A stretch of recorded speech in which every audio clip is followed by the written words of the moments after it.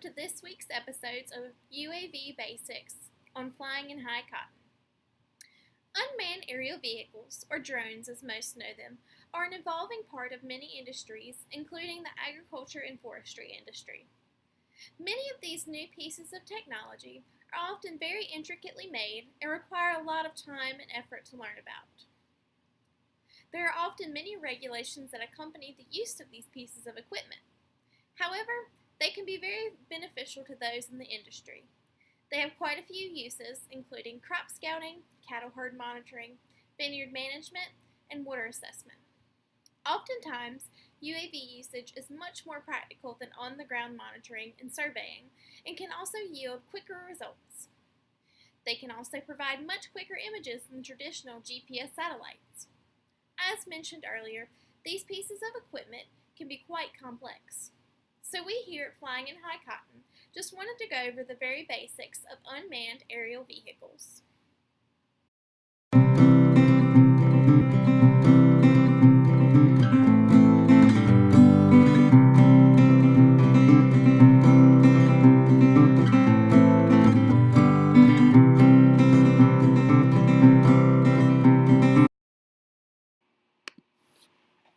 The dictionary definition of drone is a remote-controlled, pilotless aircraft or missile. We certainly aren't talking about missiles here, but the definition of drone does not quite represent what we're talking about either. The definition of an unmanned aerial vehicle is an aircraft who is piloted by remote control or onboard computers. Unmanned aerial vehicles are a part of a broader category known as unmanned aircraft systems. We will talk about how all of these are separated and regulated in our Federal Aviation Administration segment. Unmanned aerial vehicles and unmanned aerial systems as a whole are regulated by the Federal Aviation Administration. The Federal Aviation Administration regulates how UAVs are used, where they're flown, and the purpose for which they are flown. To get a general idea of UAV usage and the rules that follow, you can visit faa.gov/UAS.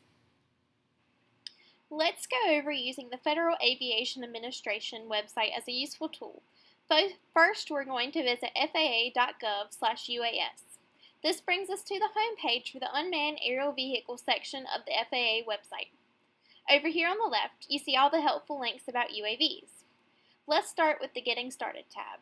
Under this tab, you can see a comparison chart between flying for recreation, flying for business, and just general flying. These two distinct variations of UAV usage must be considered before flying.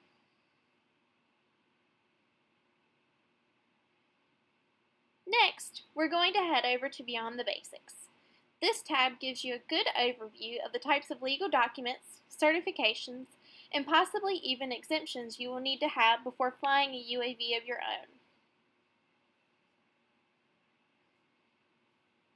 Lastly, one very helpful section of the FAA website is under the Frequently Asked Questions tab. Under this tab, you can see the answers to general questions, such as those that involve flying for work or recreation, and other things such as registering your aircraft or what to do in the event of an emergency or accident. It is very important that you review all of these questions and all of these tabs before trying to fly of your own. If nothing else, they provide a ton of information to consider before using a drone of your own.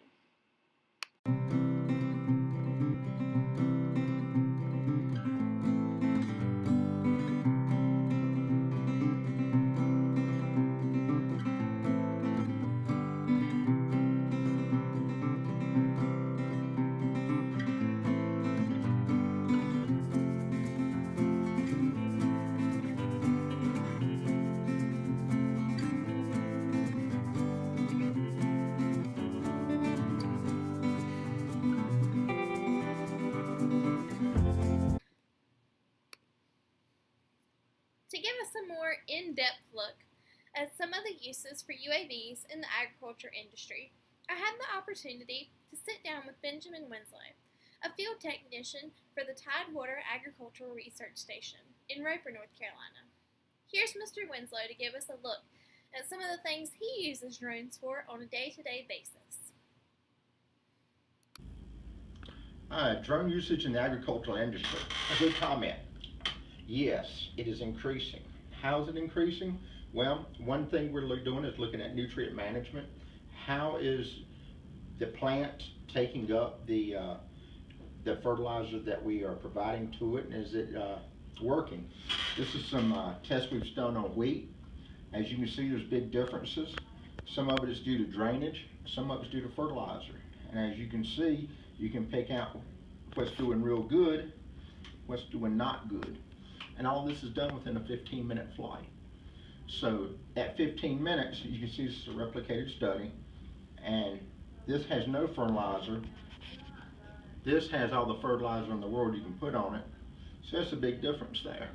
So now we're able to tell, is this plant taking up nutrients appropriately? This is done with a NIR camera, near infrared, and but also you can use regular drones too in studies for agriculture. Here's some more maps we have, and these are real-time 3D maps. And you see we've got a skip in the planter here.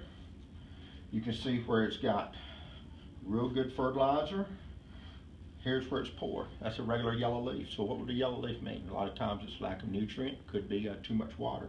Actually, this was water standing on the edge of a field. This had good drainage, as you can see.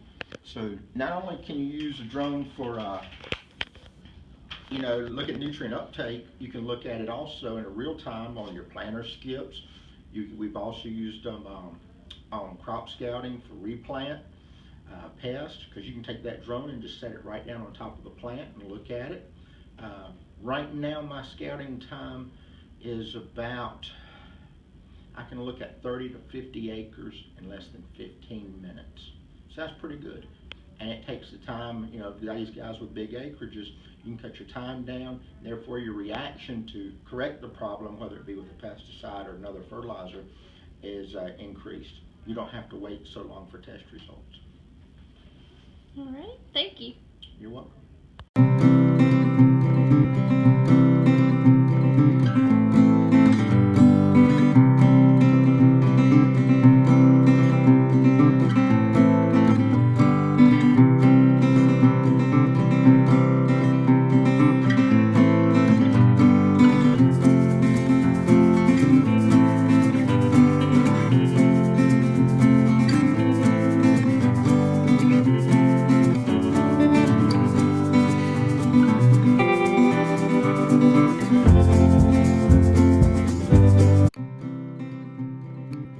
Before we go, I want to recap a few of the things we have discussed today. First and foremost, technology is ever-changing and always redeveloping. It will never be the same or be implemented in the same way. UAVs are a new part of this technology in the agriculture and forestry industry and can be a useful tool for farmers and business people alike. There are lots of things that people may be unaware of about these pieces of technology, such as how they are regulated,